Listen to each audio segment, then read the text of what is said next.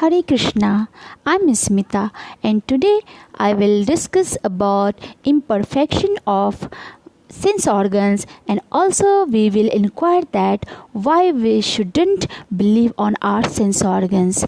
So, let's start. Seeing is believing is a famous dictum of people arguing about God's existence.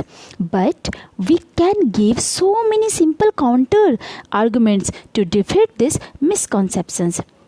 Like, is the sun just a plate of half a meter diameter as we see it with our eyes?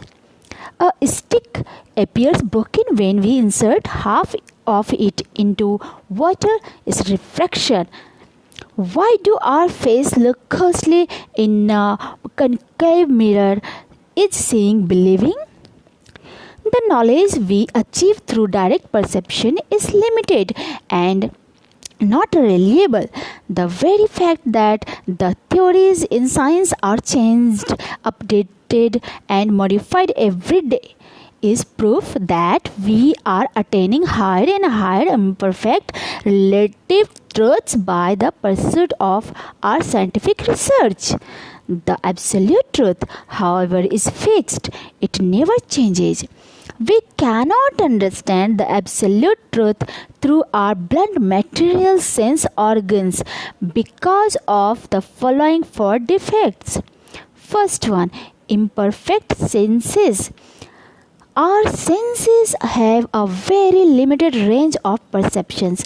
Our eyes can neither see distant objects nor the object closest to them.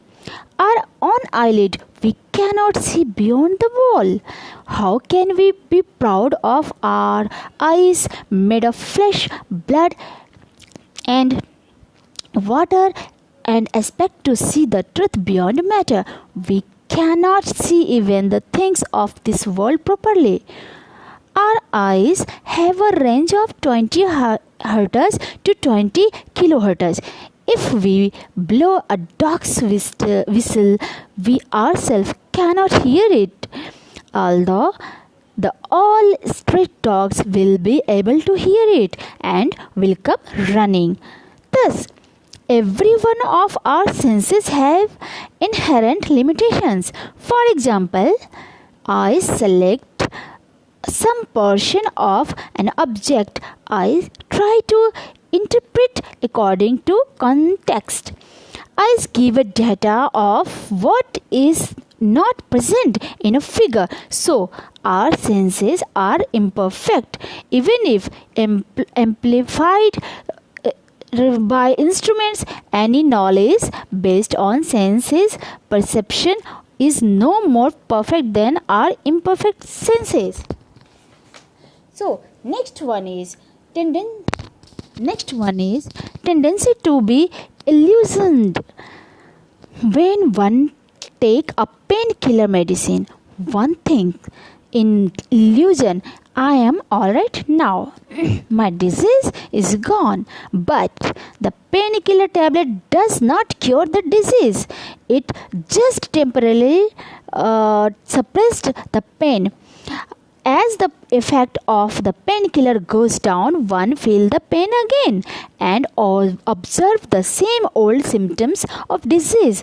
And then one realizes that the medicine has just covered the problems temporarily, like covering an untidy room with a blanket to make it look nice. Next one, tendency to commit mistakes. We may mistake a rope for a snake due to illusion. Science, with all its dramatic successes, has from its beginnings also generated widely incorrect accounts. The brain was considered to be an organ to cool the blood, just as there is a radiator in a car to cool the hot water. This is a dramatic deviation from what we now see as truth. It is said that once Sir Isaac Newton had made a hole on the wall of his room for his cat to go in and out of his room. When the cat begat a kitten, Newton made all the small hole for kitten. Then he observed that both cat and kitten were using only the bigger hole and there was no need for smaller hole for kitten. He laughed at his own folly. Thus, his saying goes, to err is human. Think of mistake that you committed, realized it later, and you laughed at yourself. Now, when scientists commit a mistake, it can affect millions of people who faithfully follow them.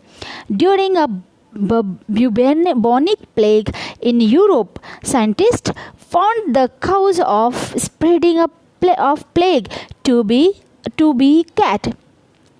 The government at once ordered all the cats in the whole country to be caught and killed to avoid the spreading of epidemic. But within few days after that, scientists realized their folly. The cause of plague was not cat but rats. But it was too late. The rats started multiplying in large number as cats were wiped out. Next, tendency to cheat, to err is human, the saying goes. But unfortunately, humans sometimes to beyond innocent error and deliberately propagate untruths.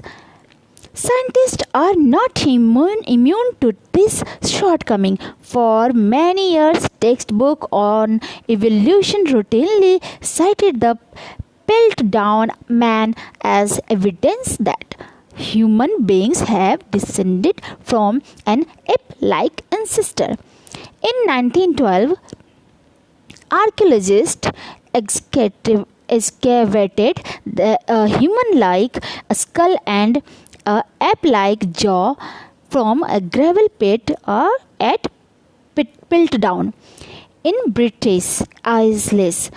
Is the bone were deemed part of the same creature, which was duly reconstructed in full and placed in a British museum as an example of transitional phase between ancient ape and modern man. In 1953, however, investigators discovered that the jawbone of Piltdown man was actually of very recent origin and had simply been filled to look like a fossil. In other words, the Piltdown man was a fraud, apparently engineered by one of the original discoverers.